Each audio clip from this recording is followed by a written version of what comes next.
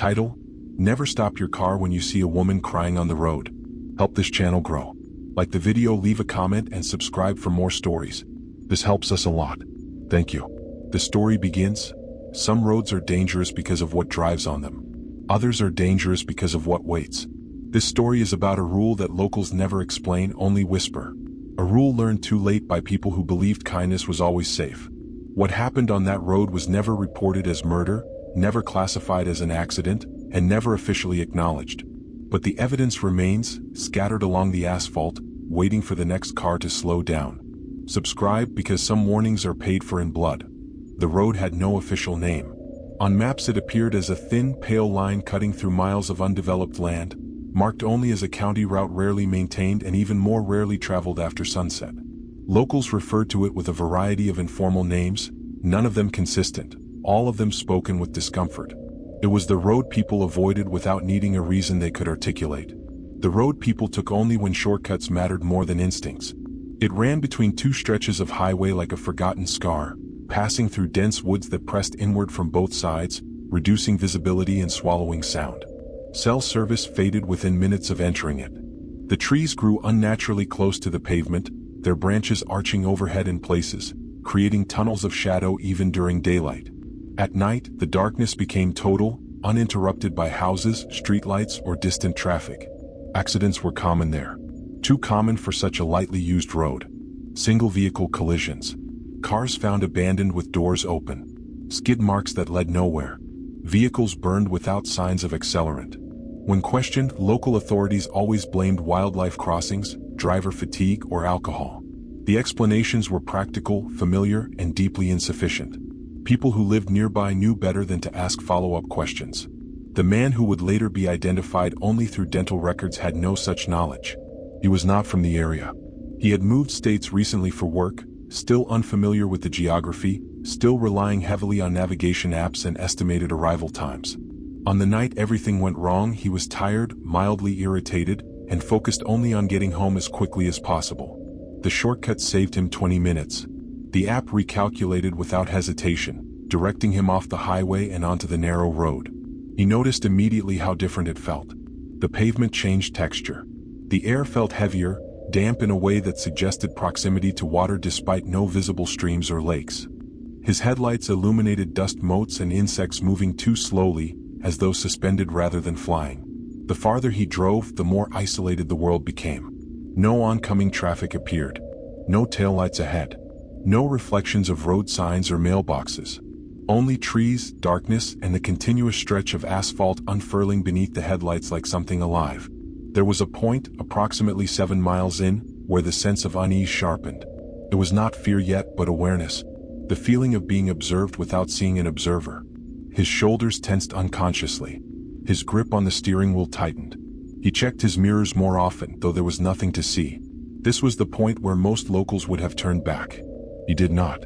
The road curved gently left, then right, then straightened into a long, uninterrupted stretch bordered by thicker forest. The headlights reached only so far before being swallowed by darkness. It was there, just beyond the reach of clarity, that he first saw movement. At first it registered as an animal. A pale shape near the shoulder of the road, partially obscured by brush. His foot hovered over the brake instinctively, but he did not slow much. Deer were common in the region. He prepared to react, eyes scanning for reflective glare or sudden motion. Instead, the shape stepped fully into view. It was a woman. She stood on the side of the road, just beyond the white line, facing slightly away from the approaching car. Her posture was folded inward, shoulders hunched, head lowered. Long hair hung down her back, obscuring her face. She wore something light in color, possibly a dress or coat, indistinct in the headlights' glare. She was crying. The movement of her shoulders was subtle but unmistakable. The tilt of her head. The way her body trembled in uneven intervals. She appeared alone, uninjured at a glance, and completely out of place. He slowed without thinking. A rational part of his mind immediately objected. The location made no sense. There were no nearby houses. No intersections. No bus stops. The nearest town was miles away. A woman alone on an unlit forest road at night was not a scenario that aligned with logic or safety. But empathy moved faster than caution. He eased his foot onto the brake, reducing speed gradually. His hazard lights flicked on. The car rolled closer, headlights washing over her figure more fully. Details emerged slowly. Her clothing was old-fashioned and cut, though not enough to immediately alarm. There were no visible shoes, only bare feet pressed against the gravel shoulder. Her skin looked pale in a way that suggested more than cold. Dirt streaked her calves and hem. Her hands were clenched at her sides, fingers curled inward unnaturally tight. She did not react to the approaching car. She did not look up. The crying continued, steady and soundless from this distance, conveyed only through movement. He rolled to a near stop several yards away. This was the moment, the decision point, the space between instinct and consequence. He hesitated. His phone had no signal. Calling for help was not an option. Driving past felt cruel. Stopping felt risky. He glanced around again, scanning the tree line, searching for other movement, for signs of a trap or unseen threat. There was nothing. Only forest. Only dark. He told himself that if she needed help, leaving her there would be unforgivable. That he could stay inside the car. That he could roll down the window slightly. That he could assess the situation without putting himself in danger. The car came to a full stop. The engine idled. The woman's crying changed. It did not grow louder. It did not stop. Instead it slowed. The rhythm of her shoulders became irregular, as though responding to something internal rather than emotion. Her head tilted slightly, not toward the car, but downward, chin dipping closer to her chest. For several seconds nothing else happened. The forest remained still. Then she took a step toward the road. Her movement was wrong. It was not the careful step of someone injured or afraid. It was abrupt, almost mechanical, her foot lifting and setting down without adjustment. Gravel did not crunch beneath her weight. She did not sway or balance herself. She simply advanced. The driver's unease intensified. He reached for the gear shift, considering pulling forward again. The headlights illuminated more of her face as she moved closer, though her hair still obscured most of it. The portions of skin that showed were expressionless, slack in a way that did not match the behavior of someone crying moments earlier. She took another step, then another. She was on the road now, standing directly in front of the car, just beyond the reach of the hood. The crying stopped completely. Silence rushed in to fill the space it left, heavy and absolute. The driver froze. He did not turn off the engine. He did not honk. He did not speak. He simply sat, hands gripping the wheel, breath shallow, eyes fixed on the unmoving figure before him. Several seconds passed. Then the woman lifted her head. Her face was not what unsettled him most. It was ordinary in structure. Pale, yes, and marked with streaks of dirt and something darker that might have been dried blood or something else entirely. Her eyes were open and unfocused, staring slightly past the car rather than at him. What unsettled him was the absence of emotion. There was no distress, no fear, no relief. The expression was empty, like a mask left on a table too long. She did not raise her hands. She did not gesture. She stood there, blocking the road, close enough now that the headlights cast her shadow backward into the trees, long and distorted. The driver felt a pressure behind his eyes, a mounting panic that urged him to act, to do something, to either leave or engage. The stillness was unbearable. He made the wrong choice. The car door unlocked. As soon as the sound registered, the woman's posture changed. Her shoulders straightened. Her head tilted slightly, as though listening to something only she could hear. One foot slid forward, slow and deliberate, reducing the distance between her and the car to almost nothing. The driver's hand froze on the door handle. Something was wrong. The forest reacted. Branches rustled without wind. Leaves shivered. The air thickened further, carrying a faint metallic scent that had not been present before. The darkness beyond the headlights seemed to press closer, narrowing the visible world. The woman leaned forward, not toward the window, toward the hood. Her hands rose slowly, fingers uncurling at last. They were stained dark at the tips. Her nails were broken, uneven, packed with dirt. Her palms pressed flat against the metal of the car, leaving smeared prints that caught the light. The hood dipped slightly under her weight. The driver's heart hammered. He did not open the door. He did not roll down the window. He slammed the car back into drive. The engine roared, tires squealed, and the car lurched forward. The woman did not move out of the way. The impact was unavoidable. The car struck her with a sickening thud, the sound of something yielding that should not have. The hood jolted upward. The windshield cracked in a spiderweb pattern, though nothing appeared to have hit it directly. The car surged past the point of contact. The driver did not look back. He accelerated, heart racing, breath ragged, eyes wide as the road blurred beneath him. Panic overtook reason. He told himself it had been an accident, that she had stepped too close, that he had no choice. But as the road stretched ahead, empty and dark, a realization began to settle. There had been no scream, no cry of pain, no sound at all, only the impact, and then silence. Behind him, something moved, not on the road, in the trees, and it was moving fast. The car tore down the road, engine straining as the driver pushed it harder than he ever had before. The narrow asphalt barely seemed wide enough at that speed, trees flashing past in streaks of shadow. His pulse thundered in his ears, drowning out everything else. Every instinct screamed that stopping, even slowing, would be fatal. Yet the feeling behind him refused to fade. It was not the sensation of being followed in a physical sense, like another vehicle closing distance. It was more intimate than that, more invasive. A pressure against the back of his awareness, as though something unseen was leaning forward, studying him closely, memorizing the rhythm of his breath and the tension in his hands. He glanced at the rearview mirror. The road behind him was empty. No figure lay in the headlights' wake. No shape twisted or broken on the asphalt. There was no sign that anything had been struck at all. The cracked windshield told a different story, spiderweb fractures glinting in the dash lights, but the absence behind him made his stomach twist. He told himself that darkness could hide a body easily, that he was too shaken to notice. That adrenaline distorted perception. The alternative was unacceptable. The forest closed in tighter as he drove. The branches overhead thickened, blotting out what little starlight filtered through the canopy. The road seemed to stretch unnaturally, curves repeating themselves in familiar patterns, straightaways lingering longer than they should have. The navigation app remained frozen, signal lost entirely now, the screen dim and useless. He no longer knew how far he had driven or how much farther the road extended. His internal sense of distance felt unreliable, warped by fear and disorientation. Then he saw movement again. Not ahead. Beside him. Something ran parallel to the car, just beyond the reach of the headlights, pacing him with impossible speed. He caught only fragments, pale flashes between trunks, the suggestion of limbs moving too fluidly, too smoothly. Whatever it was, it did not stumble over roots or uneven ground. It flowed. His foot pressed harder on the accelerator. The engine whined in protest, but the car gained little speed.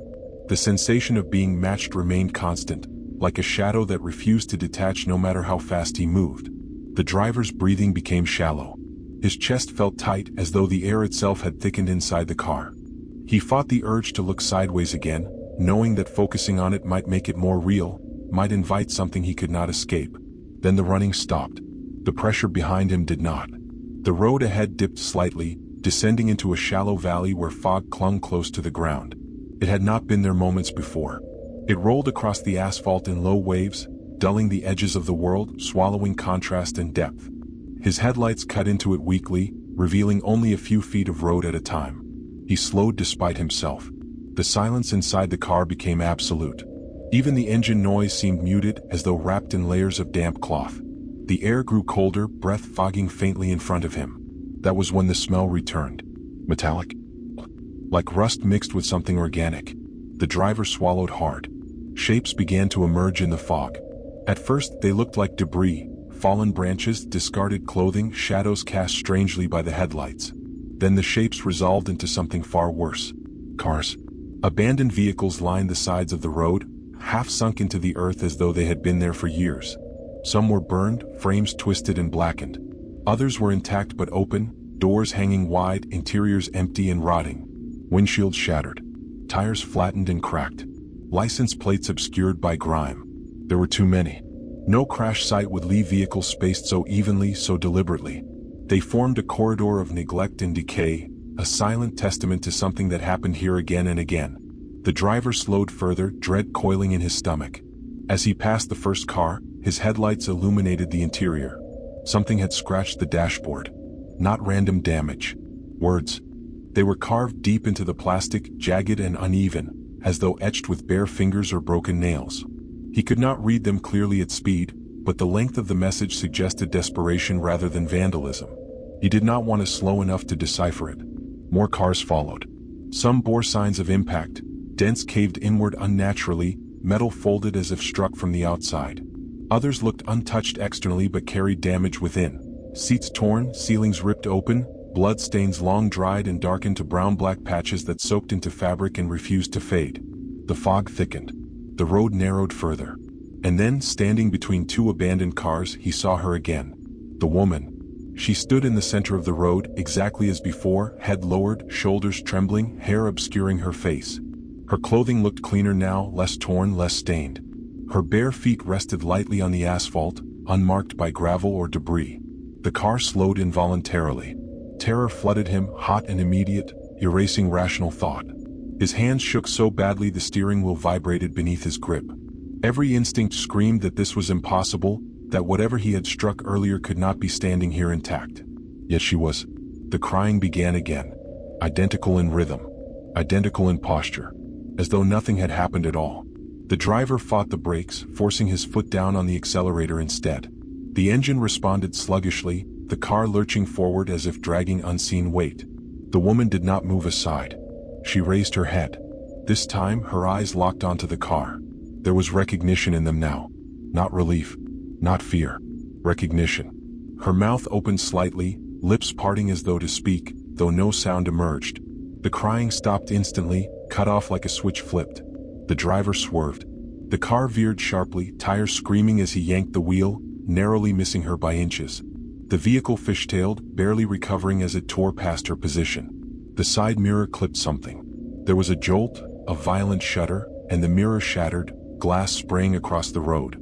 The driver did not slow to check what he had hit. In the mirror's place there was nothing. Just darkness. As he sped onward, the fog thinned abruptly, leaving the abandoned cars behind as though they had never existed. The road straightened, trees pulling back slightly, restoring the illusion of normalcy. The driver did not trust it. His hands ached from gripping the wheel too tightly. Sweat soaked the back of his shirt despite the cold. His thoughts spiraled, replaying the encounter again and again, searching for explanations that could anchor him to reality. Fatigue. Hallucination. Panic-induced distortion. Each excuse sounded weaker than the last. Then he noticed the mark on the hood. At first he thought it was dirt. A dark smear near the center, elongated by motion and light. As his breathing slowed slightly and his vision adjusted, the shape became clearer. Handprints. 2 of them. They were not smeared by the impact or distorted by speed. They were perfectly formed, palms and fingers pressed flat against the metal, as though placed deliberately. The stains were dark, almost black, and they glistened faintly under the dashboard lights. They had not been there before. His stomach dropped. A faint sound reached him then. Not from outside. From inside the car. A soft, rhythmic tapping. It came from the roof. Slow. Deliberate. Tap, tap, tap. The driver's eyes flicked upward, heart pounding. The roof liner bulged slightly with each tap, as though something pressed from above, testing the surface. The metal creaked faintly, protesting the pressure. The tapping stopped. Silence returned, heavier than before. Then something slid. Not across the roof. Down the windshield. The cracked glass groaned as weight shifted, dragging slowly toward the hood. The handprints darkened, fresh liquid seeping outward, tracing thin lines that followed gravity's pull. The driver screamed silently, lungs locking up as terror seized him completely. His foot slammed the accelerator to the floor. The car surged forward. The weight vanished. The windshield held. He did not slow again. Minutes, or hours, passed in a blur. The road eventually spat him out onto a larger highway, lights blazing suddenly, traffic flowing normally as though nothing unusual lay behind him. The forest receded. The air warmed. The sense of pressure lifted slightly, enough for him to breathe again. He pulled over miles later, shaking uncontrollably, and vomited onto the shoulder of the road. When he finally dared to inspect the car, the hood was clean. No handprints. No blood. The shattered side mirror remained. So did the cracked windshield. Authorities later attributed the damage to hitting an animal. No remains were found. No reports matched his description. No missing person bulletins listed a woman fitting that appearance. Locals offered only one comment when he mentioned the road. Never stopped there. They did not explain why. They did not need to. Because weeks later, long after the nightmares had begun to fade, the driver noticed something that made his blood run cold. His car's navigation history had updated. A saved location appeared automatically, pinned along that forgotten road. Labeled simply as stopped vehicle. He did not remember saving it. And every time he tried to delete it, the app crashed. The driver did not return to that road. 4 weeks afterward, he adjusted his routes obsessively, adding miles to his commute without hesitation, avoiding shortcuts no matter how inconvenient. He told himself it was practical caution rather than fear, but the truth surfaced at night, when sleep became shallow and fragmented, invaded by images he could not fully remember yet could never escape. The dreams always began the same way. A road stretching endlessly forward, trees pressing inward, headlights illuminating a pale figure ahead. Each time, he woke before the impact, heart racing, hands clenched as though gripping a steering wheel that was not there. In waking life, the world seemed normal again. Traffic lights, grocery stores, office buildings, conversations that followed predictable patterns. He returned to work. He answered emails. He pretended nothing had changed. But something had. The first sign came subtly. He noticed it while driving home one evening, stuck in traffic, surrounded by other vehicles. He glanced at the rearview mirror out of habit and felt a jolt of unease. For a fraction of a second, the reflection did not match. The cars behind him appeared farther away than they should have been. The road surface looked darker, smoother. The trees lining the distant shoulder were thicker, closer together. Then the image corrected itself. He blamed fatigue. It happened again days later, this time in a parking garage. The mirror briefly reflected an empty concrete ramp where cars should have been parked. The lighting was wrong. The angles were wrong. The silence pressed in unnaturally, even though he could hear engines and footsteps around him. Again, it vanished before he could fully process it. He stopped checking the mirror as often after that. The navigation app continued to misbehave. Routes recalculated unexpectedly, offering turns onto minor roads that did not exist on physical maps. Estimated arrival times fluctuated wildly, sometimes jumping backward or forward by hours. He updated the app, reset the phone, even replaced the device entirely. The pinned location remained. Stopped vehicle. It did not show coordinates. It could not be shared. It could not be opened. When tapped, the screen froze until the app force-closed itself. The driver avoided thinking about it. Avoidance became his primary coping mechanism. Then the sightings began. Not of the woman directly. Not at first. It started with movement on the roadside. Peripheral flashes of pale shapes near shoulders and medians. Figures standing too still at bus stops late at night. Reflections in storefront windows that lagged half a second behind his actual movement. Each time he looked directly, there was nothing. He stopped driving after dark whenever possible. The first clear sighting occurred nearly a month later.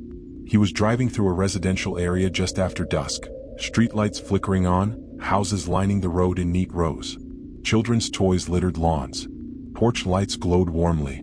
The environment should have felt safe. As he slowed for a stop sign, he saw her reflection in the passenger side window. She stood on the sidewalk behind him, partially obscured by the angle of the glass. Her posture was unmistakable. Head lowered, shoulders trembling, hair hanging forward, crying. His foot slammed the brake. The car lurched to a stop in the middle of the intersection, horns blaring as other drivers swerved around him. He twisted in his seat, heart hammering, scanning the sidewalk. There was no one there. No woman. No pale figure. Just a row of hedges and a mailbox. When he looked back at the window, the reflection was normal again. That night, the dreams changed.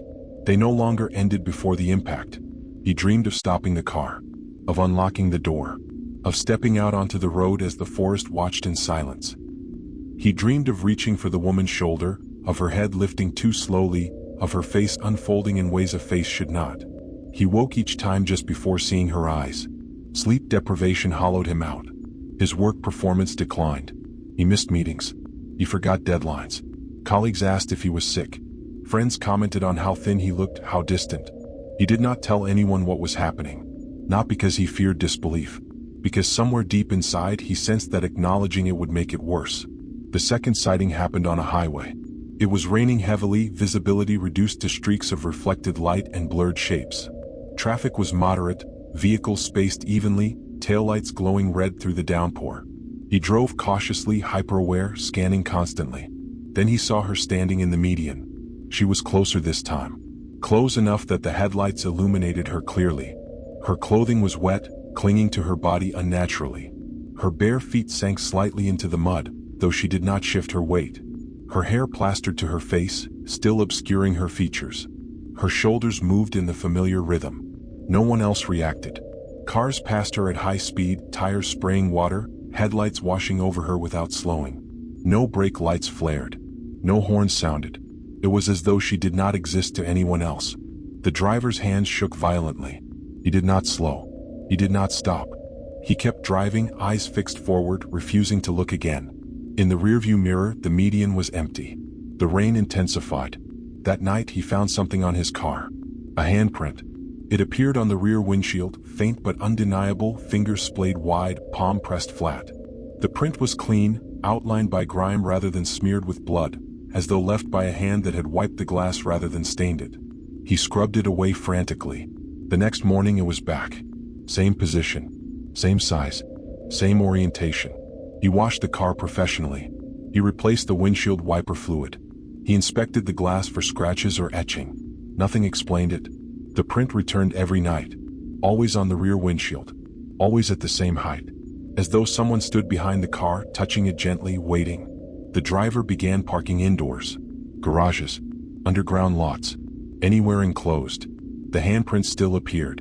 One evening, as he sat in the car after parking, engine off, lights dimmed, he felt it again.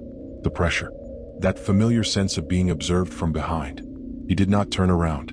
He stared forward, breath shallow, hands resting uselessly in his lap. The pressure intensified. The air grew cold. The faint smell of rust crept into the car. Something brushed the trunk. Not a strike. Not an impact. A slow, deliberate drag. His vision blurred as panic surged. He fumbled for the door handle, bursting out of the car into the harsh fluorescent lighting of the garage. The space was empty. Concrete pillars. Parked cars. Echoing silence. When he looked back at his vehicle, the trunk bore faint streaks, lines in the dust that curved downward, ending near the license plate. Finger marks. He stopped driving altogether after that. He took public transportation. He walked. He stayed home. For a brief, fragile period, the sightings stopped. The dreams did not. And then one night he received a notification. From the navigation app. A route suggestion. Estimated arrival time, 2 minutes. Destination, stopped vehicle. The suggested path began outside his apartment building. On foot. By the time the notification appeared, the driver no longer trusted the idea of coincidence. He stared at the glowing screen in his dark apartment, heart pounding, the words burning themselves into his mind. The navigation app had never suggested walking routes before. It had never activated without input. It had never counted down arrival time without permission. 2 minutes. Stopped vehicle. The blue line on the map extended from the front door of his building, curving gently down the street, turning onto a narrow side road he had never walked before. The route ended abruptly in the middle of the screen, marked not by an address or a recognizable landmark, but by a small red warning symbol usually reserved for accidents or hazards. He turned the phone face down. The pressure returned almost immediately. It filled the apartment, thick and oppressive, as though the air itself had become heavier. The faint metallic smell seeped in again, subtle but unmistakable. His skin prickled with cold despite the heater running steadily. He did not need to look to know he was no longer alone. The apartment remained visually unchanged. Furniture sat where it always had. The door was locked. The windows were closed. But the sense of presence pressed against him from behind, close enough that he could feel warmth, or the absence of it, near his back. The crying began. Not loudly. Not dramatically. A soft, rhythmic motion somewhere beyond the walls, too distant to locate, too close to ignore. It did not echo. It did not fluctuate. It simply existed, threading itself through the silence like a living thing. He fled the apartment that night. He did not pack. He did not leave a note. He grabbed his keys and wallet and left, descending the stairs 2 at a time, heart hammering as the sound followed him, fading only once he reached the street. Outside, the city felt fragile. Streetlights flickered. Shadows pooled unnaturally beneath parked cars. The sidewalks stretched longer than they should have, perspective subtly wrong. Every reflective surface seemed delayed, as though the world struggled to keep up with his movement. He walked until dawn. When exhaustion forced him to stop, he collapsed onto a bench in a crowded train station, surrounded by commuters and noise and artificial safety. The crying was gone. The pressure lifted slightly. For the first time in weeks, he slept. He woke hours later to a news alert on a nearby screen. A woman had been found dead along a rural county road. The article was brief, vague. Authorities believed she had been struck by a vehicle. No witnesses had come forward. The driver had not been identified. The photo was grainy. Her face was partially obscured, but the posture was unmistakable. Head lowered, shoulders folded inward. The comments beneath the article were worse. Locals argued about responsibility, about stopping to help strangers, about whether it was safer to mind one's own business. A few mentioned that stretch of road specifically, urging caution, repeating an old rule without explanation: never stop there. The driver closed the article and left the station. He spent the next several days drifting. Hotels, public spaces, anywhere with constant movement and noise. He avoided silence. He avoided darkness. He avoided mirrors whenever possible. It did not matter. The woman appeared more frequently now, always at a distance, always crying. Sometimes she stood across the street, framed by traffic and light. Sometimes she lingered at the edge of parking lots, just beyond the reach of illumination. Once, he saw her reflected faintly in the glass of a moving bus, keeping pace alongside it, her bare feet never touching the ground. Each time no one else noticed. Each time she grew closer. He researched obsessively. Missing persons, old accidents, local folklore, archived newspapers, forums filled with half-remembered stories and anonymous warnings. The pattern emerged slowly, pieced together from fragments and contradictions. The woman did not belong to one time. She appeared across decades, always on isolated roads, always crying, always alone, and always someone stopped. Sometimes the driver survived. Sometimes they disappeared. Sometimes bodies were found. But there was never a clear explanation, never a complete record. One post stood out. It was old, buried deep in a forum thread, written by someone who claimed to have worked roadside recovery for years. The account was blunt, stripped of drama. There was a rule, they wrote. If you saw her and did not stop, she would follow you for a while. She would try again. She would appear closer each time. But eventually she would fade. If you stopped even once, the road claimed you. Not immediately, not always violently, but inevitably, because stopping was consent. The driver understood then. The moment his car had come to rest on that road, the moment the engine idled and the lock clicked open, something had been acknowledged. An invitation extended, however unintentionally. The impact had not ended it. It had sealed it. The navigation app notification returned that night. 2 minutes, then 1, then now. The route no longer showed streets. It showed the road. The same forgotten stretch, pale and thin, stretching endlessly through dark forest. He did not leave. He destroyed the phone. He stayed awake until dawn, lights blazing, television blaring, refusing to let silence settle. The pressure built regardless, tightening around his chest, creeping into his thoughts. The crying began inside the apartment. Not beyond the walls. Not down the hallway. Inside. He fled again. This time he ran. Down stairwells, through streets, into traffic, not caring where his feet took him as long as they took him away. The sound followed, growing louder with each block, steady and patient. By the time he reached the edge of the city, breath ragged and legs burning, the environment had begun to change. Buildings thinned. Streetlights spaced farther apart. Trees appeared. The road ahead narrowed. He slowed. Recognition hit him like ice water. He was standing at the mouth of a side road he had never consciously visited. The forest beyond it was dense and dark, and the air smelled of rust. She stood ahead. Not far. Not close. Crying softly, head bowed, shoulders trembling. The road behind him felt wrong now. Too quiet. Too empty. As though the city had receded, leaving him alone with a single choice that was no longer his to make. The crying stopped. Her head lifted. For the first time he saw her face clearly, and understood. Some warnings exist because someone survived long enough to whisper them. Others exist because no one did.